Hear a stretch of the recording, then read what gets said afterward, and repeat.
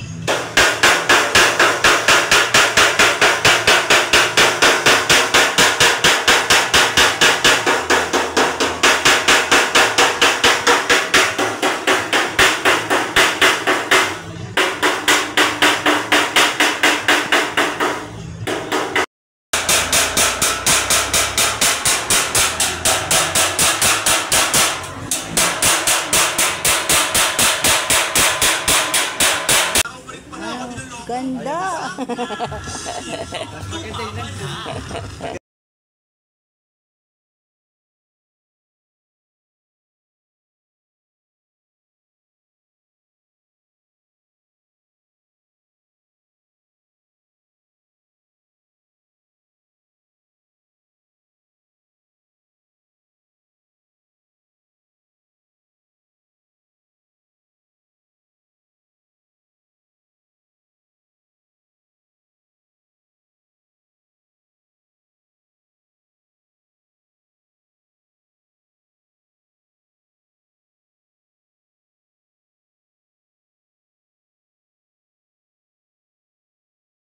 Atod, ay tapos na siya. Yahoo! Nga pa si Mark, tahimik lang. Mata niya nasa likod. Ay, sorry naman, umaga naman. Umulan daw, sinayos pa yan eh. Sorry naman. Umaga pa naman ah. Umaga pa naman, 11 po lang eh. Umaga pa.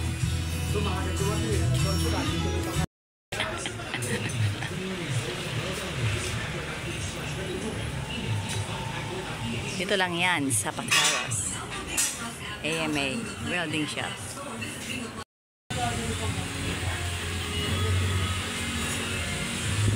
Uy, kakabit. Tapos na. Yung carrier na lang sa likod. Okay. Layo. Bakit pag sobrang layo eh, no? Bakit pag sobrang layo?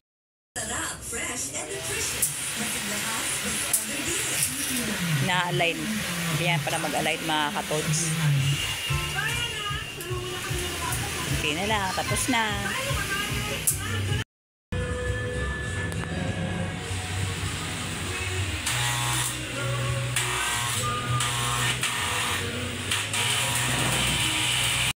Nanggugulat eh. Bigla na lang umaangat yung tricycle eh.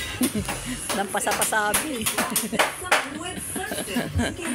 Lakas mong gulat eh. Bigla na lang umangat yung tricycle.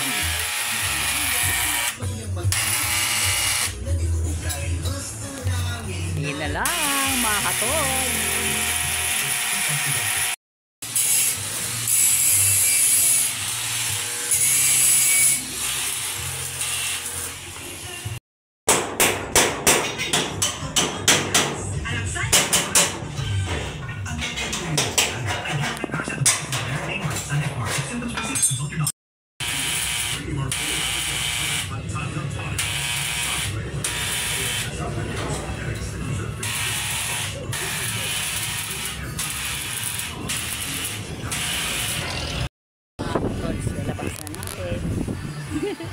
Umuulan pa. Yan ang mga katol, tapos na siya. Yes, finish na ang aking tricycle, mga katrops. Yes. Woo! May trapal. Ay, umuulan. Aside sa upholstery. Si Kuya. Ano pangalan mo, Kuya? Si Mark. Ikaw, ano pangalan mo? Kuya, ano pangalan mo, Kuya? Joey? O, hanapin lang si Kuya Joey. Sa upholstery naman siya. Siya yung gumagawa niya, no? Yan. Panis. Joey. Kel! Siyempre, unang pasahero. Sino pa ba? Ay, si Kel!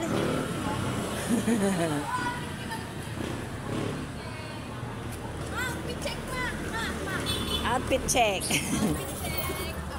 Outfit check. Siyempre, sino pa ba unang pasahero? 1,000. Ang lupit! Sige na, sakay na.